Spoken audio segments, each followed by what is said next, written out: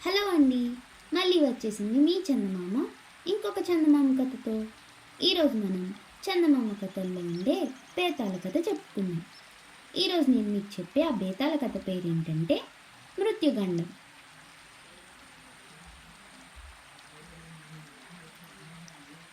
పట్టు వదలని విక్రమార్కుడు చెట్టు వద్దకు తిరిగి వెళ్ళి చెట్టుపై నుంచి శవాన్ని దించి భుజాన వేసుకుని ఎప్పట్లాగే మౌనంగా శ్మశానం కేసి నడవసాగాడు.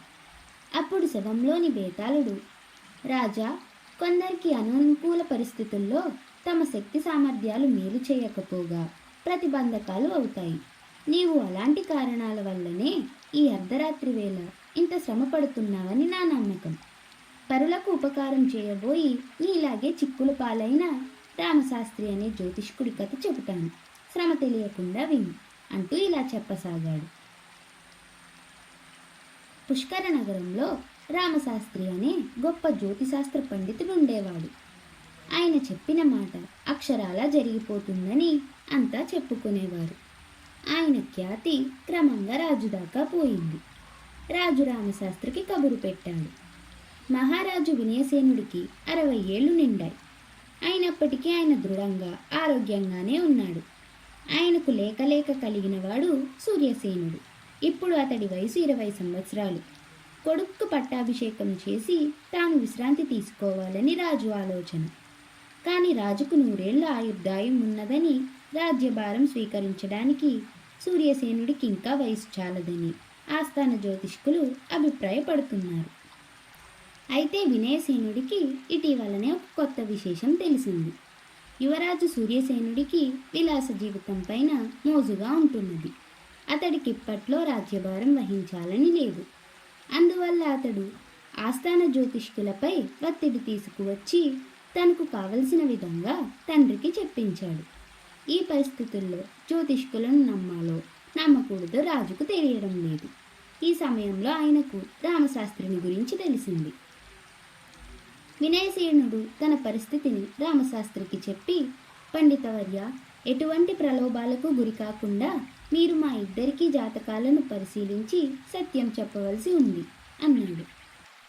రామశాస్త్రి అందుకు అంగీకరించి ముందుగా రాజు వినయసేనుడి జాతకాన్ని పరిశీలించాడు.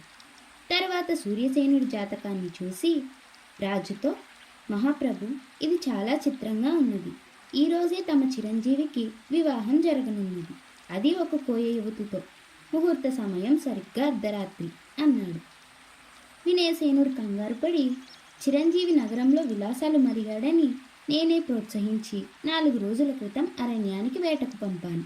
మీరు చెప్పేది నిజమైతే ఈ వివాహాన్ని తప్పక ఆపవలసి ఉన్నది అన్నాడు. తక్షణమే ప్రయత్నించండి ప్రభు అన్నాడు రామశాస్త్రి. రాజు స్వయంగా అరణ్యానికి బయలుదేరాడు. అయితే ప్రయాణానికి ఎన్నో అవాంతరాలు కలిగాయి. దారిలో ఒక చోట బందిపోటు దొంగలను ఎదుర్కోవలసి వచ్చింది. హఠాత్తుగా గుర్రం జబ్బు పడింది.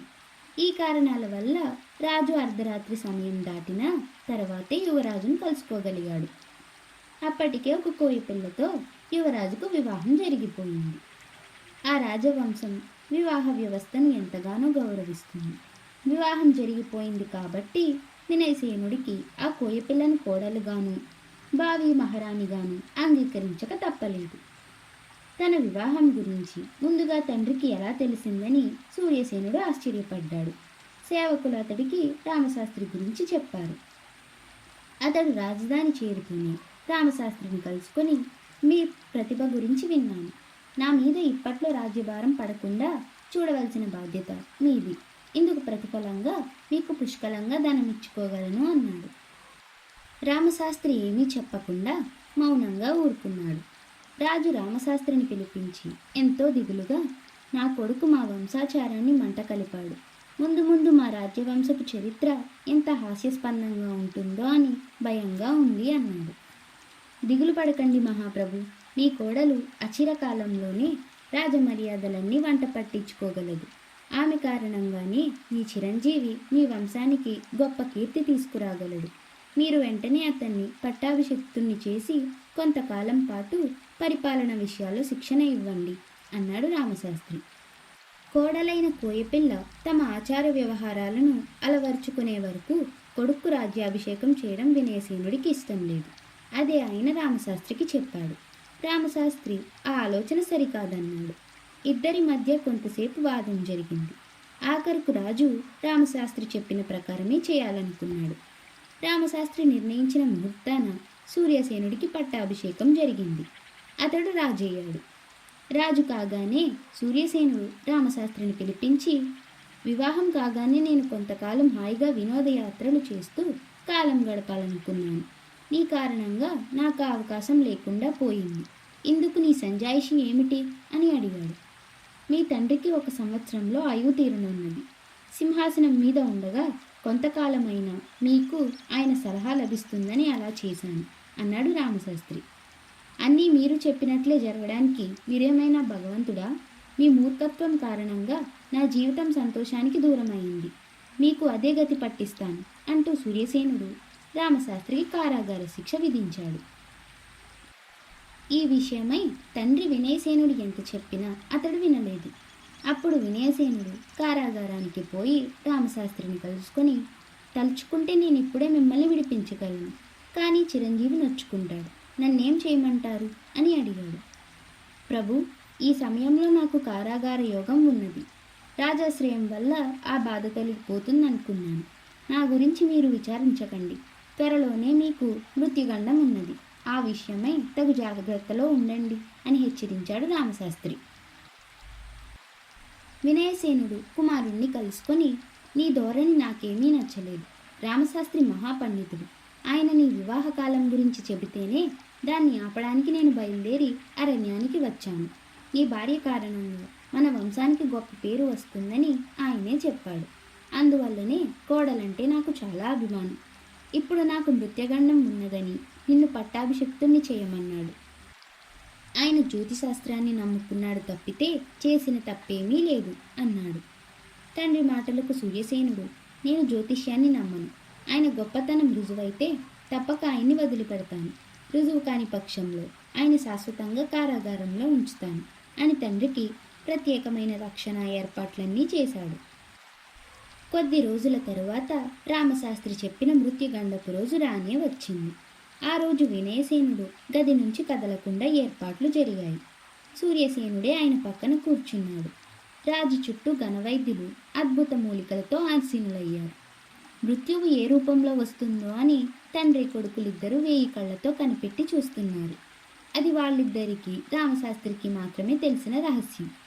సరిగ్గా రామశాస్త్రి చెప్పిన క్షణాన వినయసేనుడు ఒక పెద్ద కేక పెట్టి తలవాల్చేశాడు. వైద్యులు ఆయన్ని పరీక్షించి గుండె ఆగడం వల్ల మరణించినట్టు నిర్ణయించారు. జరిగిందేమంటే, రాజు శయనించిన మంచం పైన వేలాడుతున్న దీపగుచ్చం మీదకి ఎలాగో ఒక పెద్ద బల్లి చేరింది. ఏ కారణం వల్లనో అది జారి మంచం మీద పడింది. మృత్యు భయంతో ఉన్న వినయసేనుడికి తన మీదకి మృత్యువు లంఘించినట్టుగా తోచి పెద్దగా కేక పెట్టాడు. గుండె ఆగిపోయింది. ఆ సంఘటనకు సూర్యసేనుడు ఆశ్చర్యపోయాడు.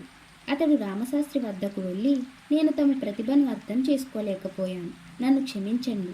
మీ జ్యోతిష్య పాండిత్యంతో నా పరిపాలనా నిర్వహణలో సాయపడండి అని వేడుకున్నాడు. ఆ మాటలకు రామశాస్త్రి నవ్వి, మహారాజా, జ్యోతిష్య శాస్త్రం పట్ల మీకు కలిగిన అభిమానానికి ఆనందిస్తున్నాను. కానీ జ్యోతిష్య పండితుడిగా మీకు రాజ్య వ్యవహారాల్లో సహాయం చేయగల శక్తి నాకు లేదు, క్షమించండి అని రాజు దగ్గర సెలవు తీసుకుని వెళ్ళిపోయాడు. బేతాళుడు ఈ కథ చెప్పి, రాజా, రామశాస్త్రిని గురించి నాకు చాలా సందేహాలు కలుగుతున్నాయి. అతడు రాజాదరణ తిరస్కరించడం పెద్ద పొరపాటని నేను అనుకుంటున్నాను.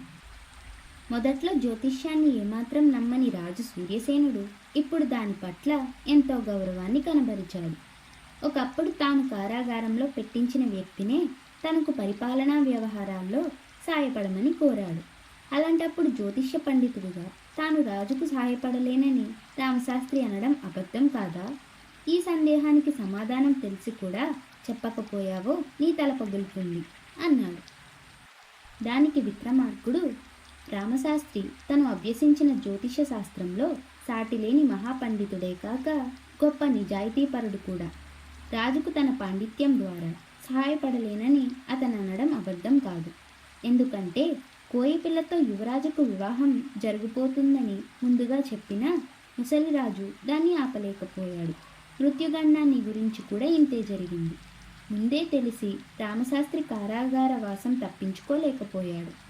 ఈ కారణాల వల్ల జరగవలసిన దాన్ని ముందుగా తెలిసి తప్పించుకోలేనప్పుడు జ్యోతిష్యం వల్ల ప్రయోజనం ఏమిటి అన్న జిజ్ఞాసలో పడ్డాడు రామశాస్త్రి.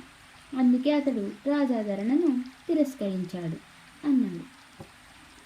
రాజుకు ఈ విధంగా మౌనభంగం కలగ్గానే బేతాళుడు శవంతో సహా మాయమై తిరిగి చెట్టెక్కాడు.